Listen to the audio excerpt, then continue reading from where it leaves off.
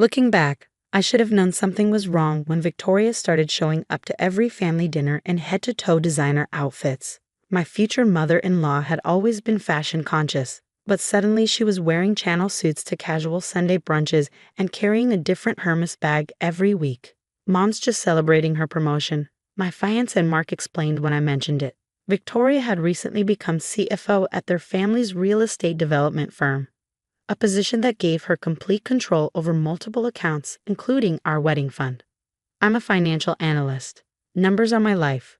So when Victoria offered to invest our wedding savings to make it grow faster for our big day, every professional instinct I had screamed no.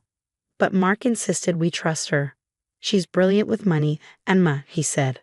Look how well she's managed the company finances. That was 3 months ago.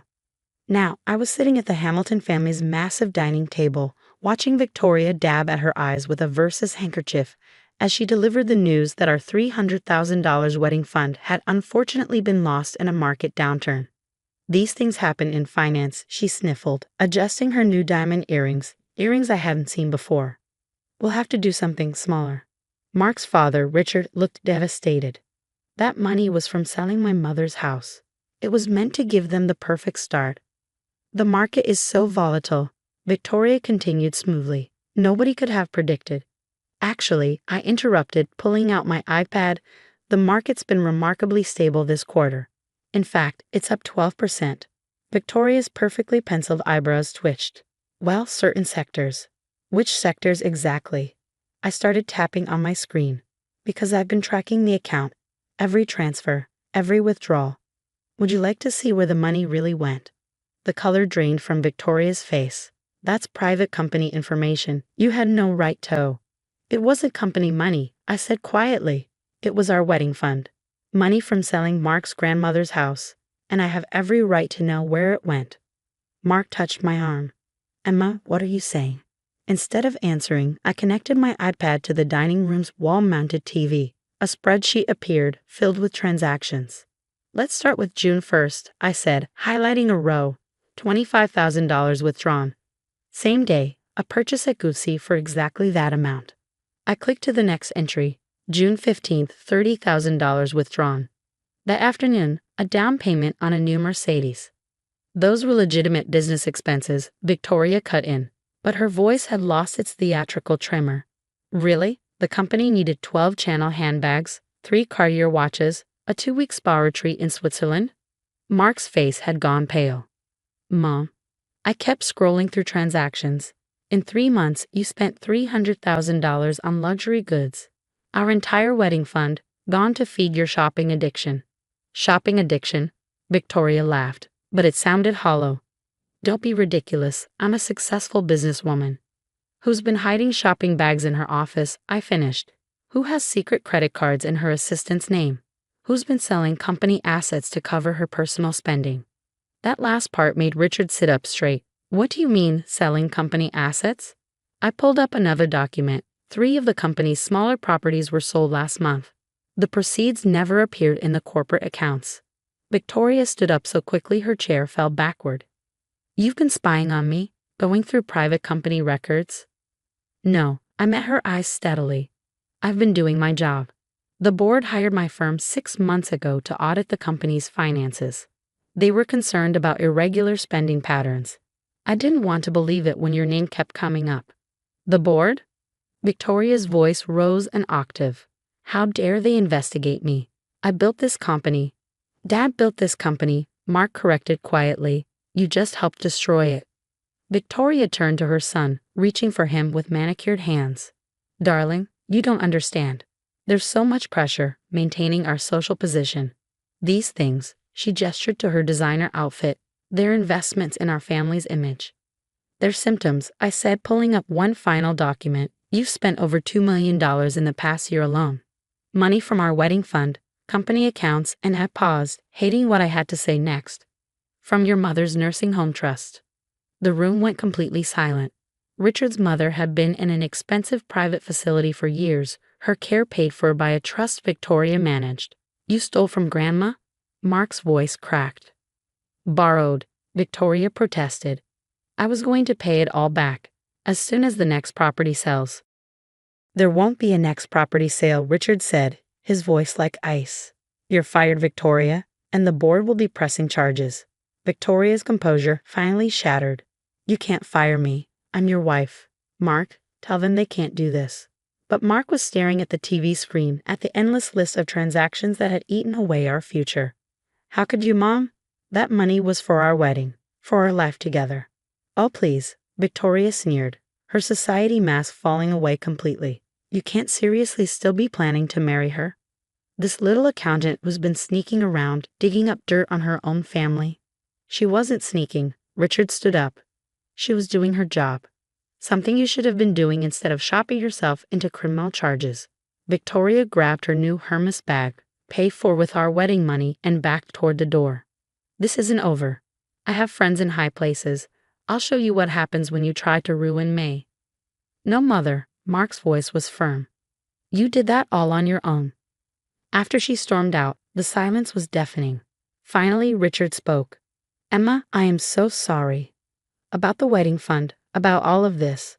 It's not your fault, I said, reaching for Mark's hand. But there's more you need to see. Victoria's spending. It goes deeper than we thought. And if we don't act fast, there might not be a company left to save. The next morning, we met in the company's conference room. The board members sat grim-faced as I presented the full scope of Victoria's spending spree. The numbers were staggering. In addition to the $300,000 wedding fund, she's embezzled approximately $2.7 million from various company accounts, I explained, clicking through my presentation. Her method was clever. She created fake vendor accounts that were actually high-end retailers. So when the books showed payments to Hamilton Design Consultants, one board member began. That money actually went to Dyer, I confirmed. She had similar setups for Chanel, Gucci, and dozens of other luxury brands. Mark sat beside me, reviewing each transaction with growing horror. Look at these dates, he said. She spent $50,000 at Hermes the same day she told Grandma the nursing home was raising their rates and she needed to downgrade her care package. Richard rubbed his temples. Where is she keeping all these clothes? Our house is large, but it couldn't possibly hold everything. I pulled up photos of a storage facility. She has 6 climate-controlled units under her assistant's name. They're filled with designer goods, many still with tags. It's not just about wearing the clothes, it's about the thrill of buying them. A shopping addiction, one of the board members murmured. Combined with an extreme sense of entitlement, I added. Based on her credit card statements, she truly believes she deserves these things. The company's money became her personal slush fund. Just then, my phone buzzed with a news alert. I clicked the link and felt my stomach drop. She's gone to the media, I announced, turning my laptop so everyone could see the local news website. There was Victoria, perfectly styled in what I recognized as a new $12,000 Chanel suit, playing the victim. My daughter-in-law, a junior accountant, has orchestrated a witch hunt against me, she claimed in the article. She's trying to destroy my family's company because I wouldn't approve of her extravagant wedding plans. Mark laughed bitterly. Extravagant wedding plans? She's the one who insisted on $1 million venue that we never wanted. It gets worse, I said, scrolling down. She's claiming the designer purchases were all legitimate business expenses for client entertainment and company image, and she's threatening to sue for defamation. Richard stood up abruptly. Enough. Get me every receipt. Every transaction record. We're going to the police. But Victoria had one more card to play. As we left the conference room, her assistant, the same one whose name was on those storage units, came running up. You need to see this, she said, looking terrified. Mrs. Hamilton just posted on social media. The video showed Victoria in what appeared to be a luxury hotel suite, surrounded by shopping bags. My darling friends and followers, she began, her voice dripping with fake sincerity. I need to tell you about the conspiracy against me. My own son's fiancé, jealous of our family's success, has fabricated horrible lies. Turn it off, Mark said quietly. We need to focus on damage control. But Victoria wasn't done. Within hours, she appeared on a local morning show, playing the role of the persecuted socialite perfectly. She wore another new outfit, purchased just yesterday, according to my tracking, and spun a tale of family betrayal. I just wanted to give my son the wedding of his dreams, she sniffed delicately into a silk handkerchief. But his fiancé, She became obsessed with our family's money, started making accusations. The company's phones began ringing off the hook. Social media exploded with hashtags like hashtag Justice for Victoria and hashtag Gold Digger Alert. Some of our biggest clients called, concerned about the negative publicity. We need to fight back, I said, pulling up more financial records. Not with accusations, but with facts. I spent the next 6 hours creating a detailed presentation. Every transaction, every false vendor account, every stolen dollar, laid out in irrefutable detail. When Victoria's afternoon TV appearance claimed she'd invested the wedding fund wisely, I released bank statements showing the money going directly to luxury retailers. Then came the bombshell. Victoria's assistant, finally free from her boss's manipulation, came forward with videos. Dozens of them, showing Victoria ordering her to hide shopping bags, create fake expense reports, and lie to Richard about company finances. She made me rent those storage units, the assistant explained tearfully. Said she'd ruin my career if I ever told anyone. Sometimes she'd buy so much in one day that we needed multiple cars to transport it all. The assistant had more. Videos of Victoria trying on clothes in her office, ordering her staff to return items before Richard could see the charges. Even footage of her screaming at an employee who questioned a suspicious purchase order. She's not just a shopaholic, the assistant said. She's a bully who used the company like her personal ATM. By evening, Victoria's media campaign had backfired spectacularly. The same news outlets that had aired her tearful interviews were now running exposes on her spending habits. Photos emerged of her storage units packed with enough designer goods to stock a small department store. Mark found me in my office, surrounded by financial documents. The police want to talk to her about the nursing home trust, he said quietly. Dad's lawyer says that's felony theft. I reached for his hand. I'm so sorry. I never wanted. Don't, he said, squeezing my fingers. You protected our family business. You protected Grandma. Mom did this to herself. My phone buzzed again. Another charge alert on Victoria's secret credit cards. Even now, with everything crumbling around her, she was still shopping. She just spent $20,000 at Valentino. I said, showing Mark the alert. She's not going to stop. No, he agreed sably. But we can stop her from hurting anyone else. As if on cue, Richard appeared in my office doorway, his face grim. The police are on their way to the hotel. With a warrant. Victoria's shopping addiction had finally caught up with her. But the damage she'd done, to the company, to her family, to her own future, wouldn't be fixed with a simple return policy. They arrested Victoria at the Ritz-Carlton, surrounded by shopping bags and wearing a brand new $7,000 outfit she charged to yet another hidden credit card. Even as the police led her away in handcuffs, she protested that everything had been a simple misunderstanding about business expenses. The media circus that followed was both spectacular and devastating. Headlines screamed, Socialite CFO's designer downfall and shopping addiction leads to multi-million-dollar embezzlement. Pictures of Victoria's storage units went viral, rooms full of designer goods, many still with tags attached, representing millions in stolen funds. We found evidence of compulsive shopping disorder taken to an extreme.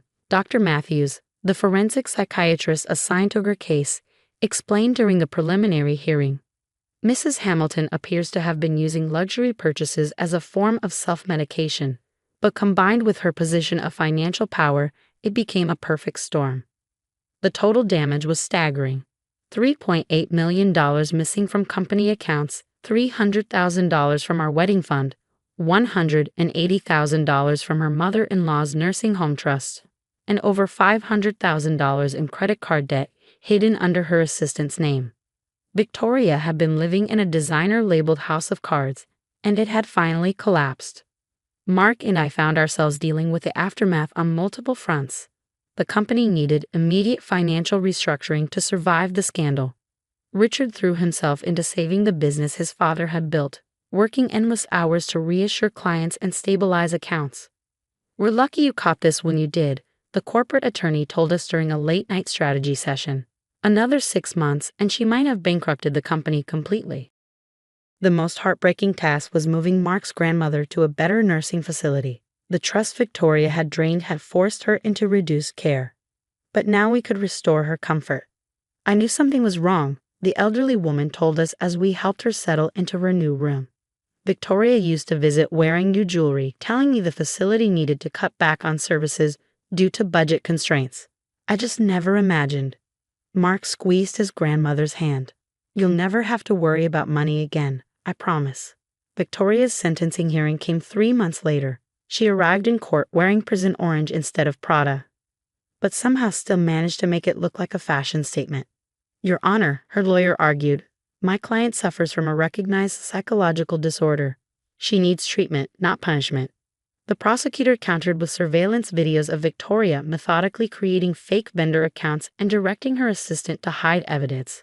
This wasn't just addiction, he argued. This was calculated theft over several years. The judge was unimpressed by Victoria's tearful plea about being a victim of society's pressure to maintain appearances. She was sentenced to 8 years in prison in order to pay full restitution. You abused your position of trust, the judge stated firmly. You stole not just money, but people's futures, your family's security, your employees' stability, even your mother-in-law's care. That goes beyond simple shopping addiction.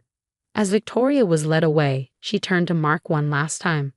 Darling, you can't let them do this to your mother. What will people think? But Mark just shook his head. I'm thinking about Mom, about the company's employees, about all the people you hurt while buying more clothes than you could ever wear. The aftermath brought unexpected healing.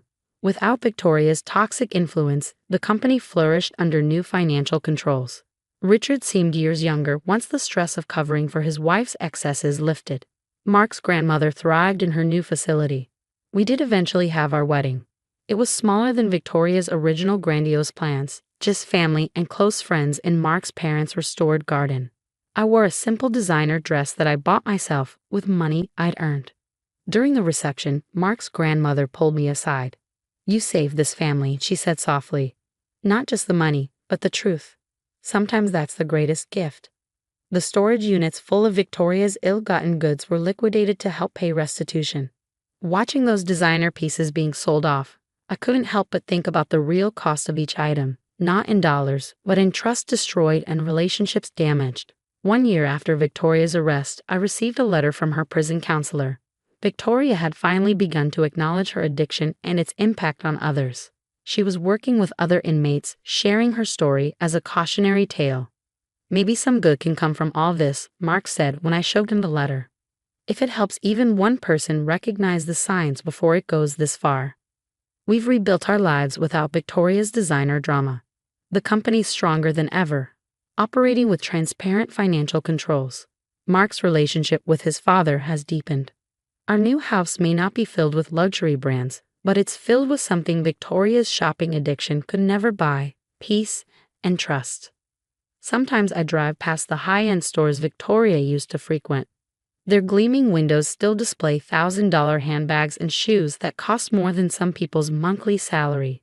But now I see them differently, not as status symbols, but as potential traps for someone who can't separate wanting from needing. Victoria will be eligible for parole in 4 years. Until then, she's limited to prison-issue clothing and commissary purchases. Sometimes the highest price we pay isn't on the price tag, it's in the cost of losing everything that really matters.